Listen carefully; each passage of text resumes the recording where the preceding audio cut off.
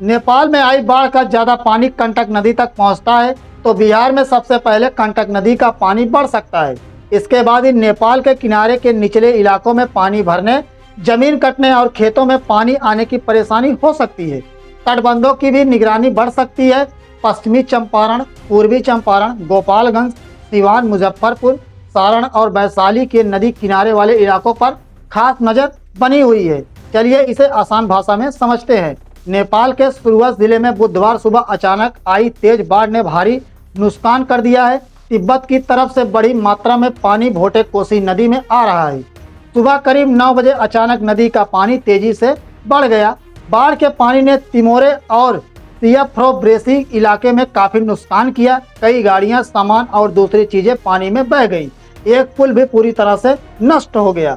बाढ़ के बाद नेपाल के कई जिलों में सावधान रहने को कहा गया है। बाढ़ का पानी भोटे कोसी से आगे त्रिशूली नदी में पहुंच चुका है और कहा जा रहा है कि इसका असर आगे चलकर बिहार तक भी पहुंच सकता है। इस बाढ़ को लेकर बिहार में भी चिंता है। भोटे कोसी और त्रिशूली का पानी आगे चलकर नारायणी नदी में मिलता है। नारायणी नदी भारत में आने के बाद कंटक नदी कहलाती है। इसी वजह से नेपाल में अचानक बढ़ा पानी कंटक नदी का जल स्तर भी बढ़ सकता है। हालांकि अभी यह कहना जल्दीबाजी होगी कि बिहार में बाढ़ आएगी। इसका असर इस बात पर निर्भर करेगा कि नेपाल से कितना पानी नीचे आता है और इस दौरान कितनी बारिश होती है। अब यह सवाल है कि तिब्बत से बिहार तक इस पानी का रास्ता क्या है।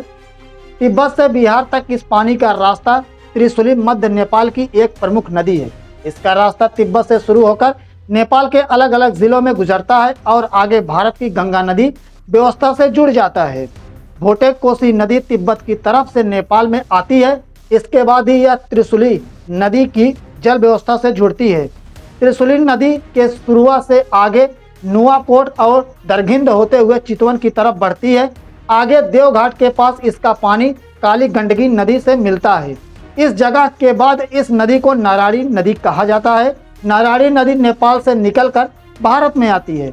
भारत में इसे कंटक नदी कहा जाता है। इसके बाद ही यह बिहार के मैदानी इलाकों से होकर बहती और आखिर में हाजीपुर के पास गंगा नदी में मिल जाती है। बिहार सरकार के जल संसाधन विभाग के अनुसार कंटक नदी बिहार के पश्चिमी चंपारण, पूर्वी चंपारण, मुजफ्फरपुर, गोपालगंज, सिवान, सारण और वैशाली जिलों से होकर बहती है। यानी तिब्बत में भोटे कोसी, फिर त्रिशूली, उसके बाद नारायणी और भारत में आने के बाद यही नदी कंटक नदी कहलाती है। फिर कंटक बिहार होते हुए हाजीपुर और सोनपुर के पास गंगा में जाकर मिलती है। यानी ये सभी नदियां एक दूसरे से जुड़ी हुई हैं। इसी वजह से नेपाल में आई बाढ़ को लेकर बिहार में भी चिंता बढ़ चुकी है। बिहार के किन राज्यों में असर पड़ सकता है। नेपाल से आने वाले अतिरिक्त पानी का असर सबसे पहले कंटक नदी के आसपास के इलाकों में दिखाई दे सकता है।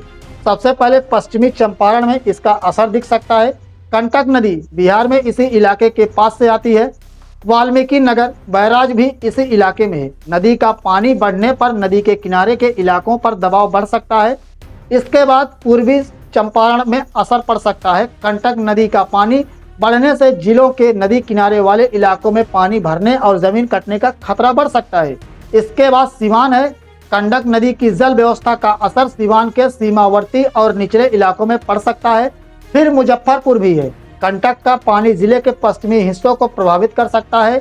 नदी में पानी तेजी से बढ़ने पर निचले इलाकों में पानी भरने और जमीन कटने का खतरा बढ़ सकता है। सारण, छपरा और आसपास के इलाकों में भी कंटक नदी का पानी बढ़ने का असर देखा जा सकता है। कंटक आगे इसी क्षेत्र से होकर हाजीपुर तक बढ़ती है। वैशाली को भी सावधान रहने की जरूरत है। हाजीपुर के आसपास कंटक नदी का असर काफी महत्वपूर्ण है। यहाँ कंटक आगे जाकर गंगा नदी में मिलती है। इसीलिए नदी का पानी बढ़ने पर नदी के किनारे के इलाकों पर नजर रखी जाएगी। अब सबसे बड़ा सवाल यह है कि क्या बिहार में तुरंत बाढ़ का खतरा है। अभी यह कहना सही नहीं होगा कि नेपाल की इस बाढ़ से बिहार में ही तुरंत बाढ़ आ सकती है। नेपाल में बाढ़ का पानी कई चरणों के नीचे की तरफ आता है। रास्ते में नदी की चौड़ाई, दूसरी नदियों का पानी, बारिश और बैराज की स्थिति जैसी कई चीजों का असर पड़ सकता है।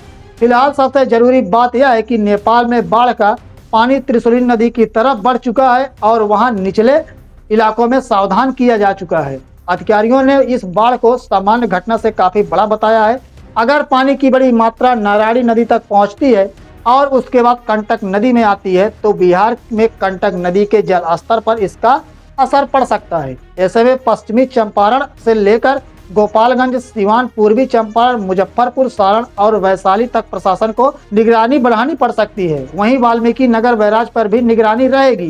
बिहार में कंटक नदी पर वाल्मीकि नगर बैराज बहुत महत्वपूर्ण है। यहाँ नदी के पानी को नियंत्रित किया जाता है और नहरों के जरिए सिंचाई के लिए भी पानी दिया जाता है। नेपाल से ज्यादा पानी आने की स्थिति में बैराज और नदी के पानी के स्तर पर नजर बढ़ाई जाती है। नदी में ज्यादा पानी आने पर नदी किनारे के इलाकों में बाढ़ और जमीन कटने का खतरा भी बढ़ सकता है और इसी वजह से बिहार और उत्तर प्रदेश को फिलहाल सावधान रहने को कहा गया है।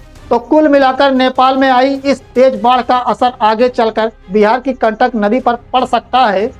सब कुछ इस बात पर निर्भर करेगा कि नेपाल से कितना पानी नीचे आता है, रास्ते में कितनी बारिश होती है और नदियां व बैराज की स्थिति क्या करती हैं।